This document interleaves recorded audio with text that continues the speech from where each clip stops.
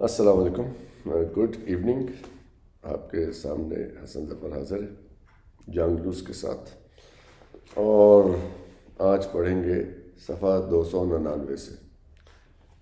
تو کہانی جہاں پہ آ گئی ہے وہاں سے آپ کو جو کردار اور ان کے حالات نظر آئیں گے، یہ آپ دیکھ لیجیے گا کہ اس وقت 1950 کی دہائی کے یہ واقعات ہیں، اور وہاں کیا گل کھلائے گئے تھے جس کے نتیجے میں یہ باغ سج کے آج آپ کے سامنے تیار ہے۔ ملاحظہ کیجیے،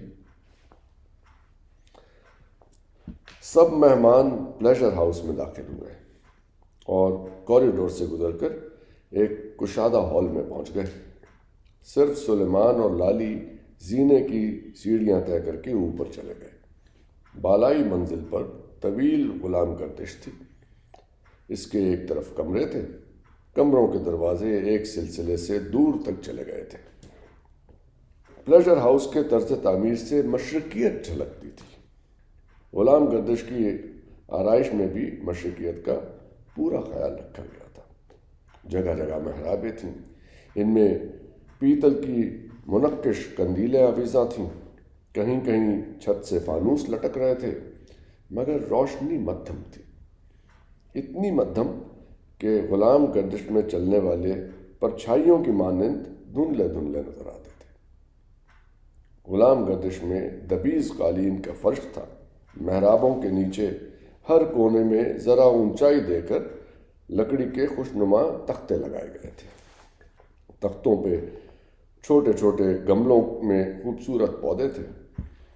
ان کے قریب قد آدم سیاہ اور سفید مجسمے نصب تھے۔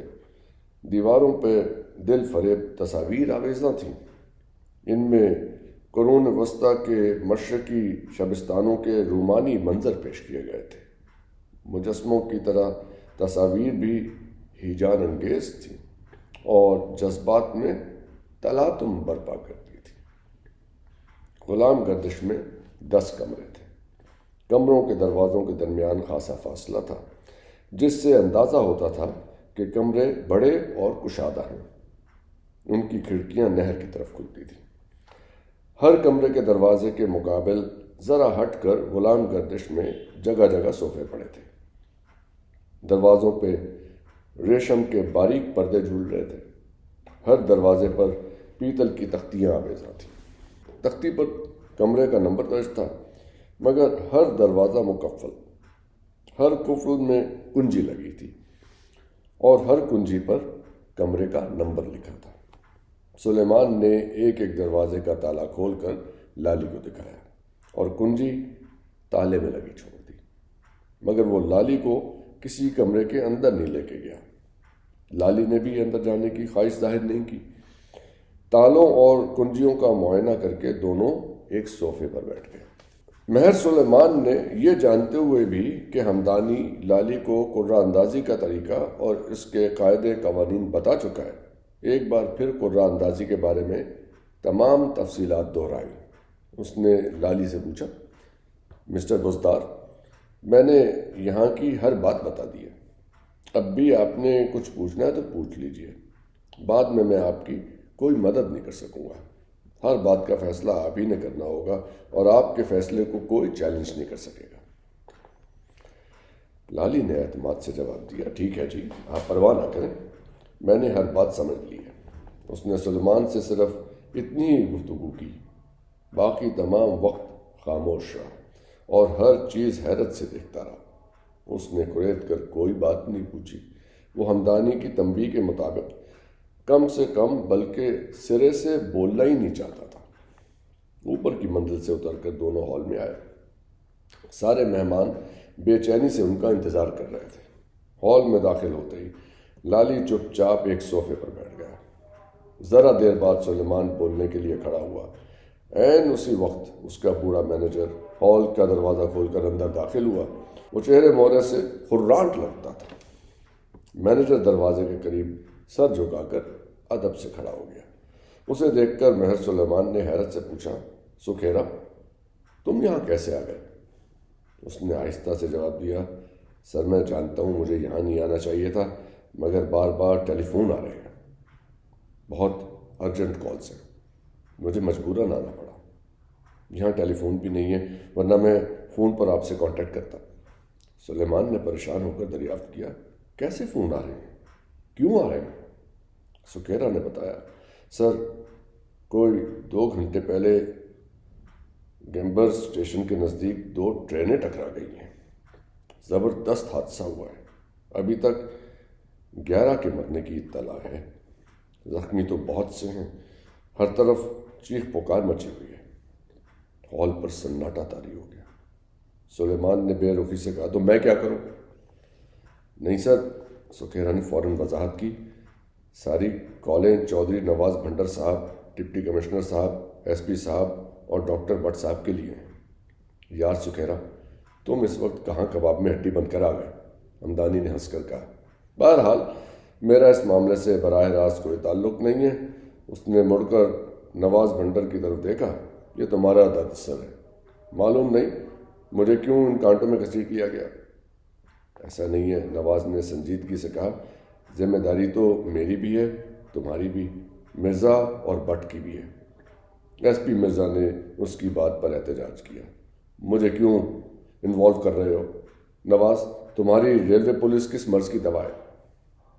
سکھیرا نے ہچکچاتے ہوئے مطلع کیا، مجھے بتایا گیا کہ جہاں حادثہ ہوا ہے وہاں بہت اندھیرا ہے، آس پاس کے پنڈ والوں نے لوٹ مار شروع کر دی ہے، اسٹیشن پر صرف ایک کانسٹیبل تھا، وہ جائے حادثہ کی جانب گیا ہے۔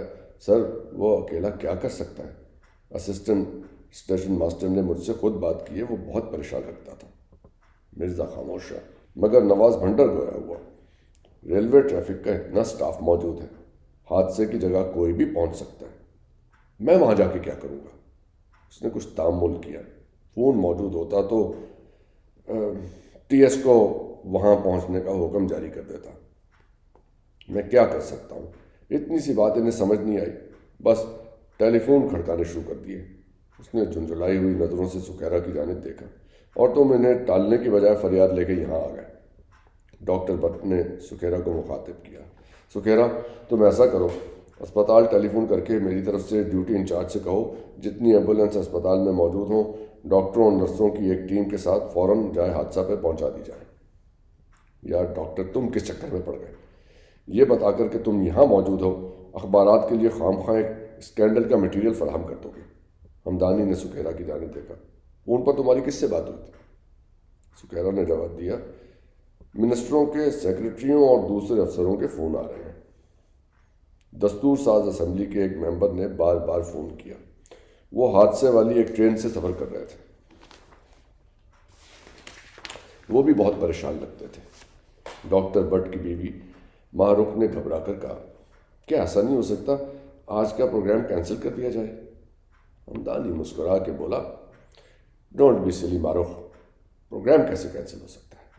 وہ بولی، بھائی دیکھیے نا، کتنے بہت سے لوگ مر گئے، زخمی بھی بہت ہیں، نہ کوئی ریلیف ورک ہے نہ میڈیکل ایڈ، بہت سیریس بات ہے، کچھ نہ کچھ تو کرنا چاہیے، ایمرجنسی جو ٹھہری۔ مرزا نے اسے پریشان دیکھ کر کہا، مارو تم تو ایسی رقت کے ساتھ بات کر رہی ہو گویا سارے جہاں کا درد تمہارے جگر میں ہے۔ ایس پی کے اس جملے پر ہلکا قہقہا بلند ہوا۔ نواز کی بیوی فاقرہ کسی قدر بے چین ہو کر بولی، بھائی آپ لوگ ہم عورتوں کے جذبات کا بالکل لحاظ نہیں کرتے۔ ہمدانی نے اس کی بات نظر انداز کر کے کہا، سکھیرا یہ بتاؤ تم نے جواب کیا دیا؟ کوئی حماقت تو نہیں کر بیٹھے؟ یہ تو نہیں بتا دیا کہ ہم سب یہاں موجود ہیں؟ ویسے اصولی طور پر تمہیں یہ بات معلوم نہیں ہونا چاہیے۔ اس نے مسکرا کر اسے تیکھی نظروں سے دیکھا، یار تم بوڑھے ہو گئے ہو اور ابھی تک تمہیں یہ معلوم نہیں کہ مینیجر یا سیکرٹری کیا چیز ہوتا ہے؟ سکھیرا نے جواب دیا، سر ایسی کوئی بات نہیں، میں نے صرف اتنا کہا ہے کہ بنگلے میں ایک پارٹی ہے، مجھے نہیں معلوم اس میں کون کون موجود ہے، پوچھ کر ہی بتا سکتا ہوں۔ یہ بات بھی میں نے اس لیے کہی کہ فون کرنے والوں کو آپ لوگوں کے بنگلوں سے اطلاعات ملی ہیں کہ آپ لوگ یہاں ہیں۔ مرزا نے اونچی آواز سے کہا، لو بھائی سن لو، آئندہ یہ پروگرام ٹاپ سیکرٹ رکھنا ہوگا، ورنہ ایسی مصیبتیں اکثر نازل ہوتی رہتی ہیں۔ ویسے تو یہ ٹاپ سیکرٹ ہی ہے۔ نواز نے اپنے رد عمل کا اظہار کیا، مگر حادثے کے سلسلے میں ہمیں کچھ نہ کچھ کرنا ہی پڑے گا۔ یار، پروگرام ڈسٹرب کرنے کی کوشش نہ کرو، ہمدانی نے کسی قدر سنجیدگی سے کہا۔ اس نے مڑ کر سکھیرا کو دیکھا، وہ دروازے کے قریب سہما ہوا کھڑا تھا۔ سکھیرا، ایسا کرو، لاہور یا کراچی سے کوئی اہم کال آئے تو صاف انکار کر دینا، کہنا کہ ہم چاروں میں سے کوئی یہاں نہیں آیا۔ اس کے بعد فون ڈیڈ کر دو اور اطمینان سے سو جاؤ۔ آئندہ سے تمہارے لیے یہ قطعی ممنوع علاقہ ہوگا۔ ڈاکٹر بٹ نے ہمدانی سے اتفاق نہیں کیا، وہ پریشان دکھائی دے رہا تھا۔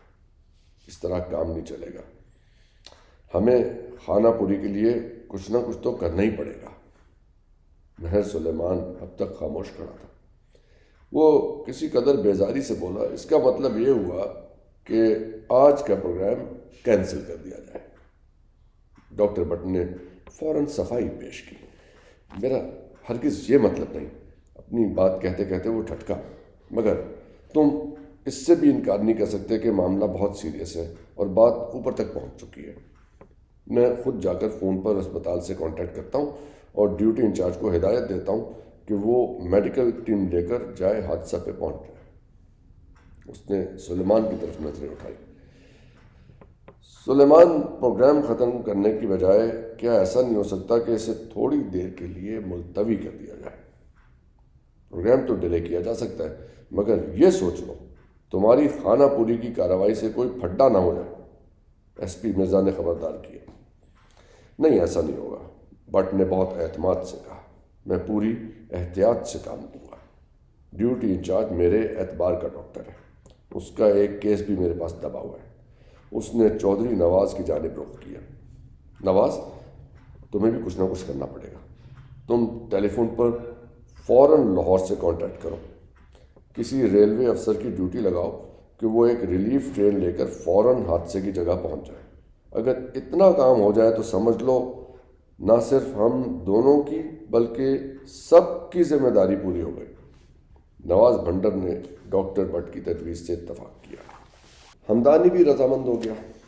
مجھے کوئی اعتراض نہیں، مگر پروگرام زیادہ ڈیلے نہیں ہو سکتا۔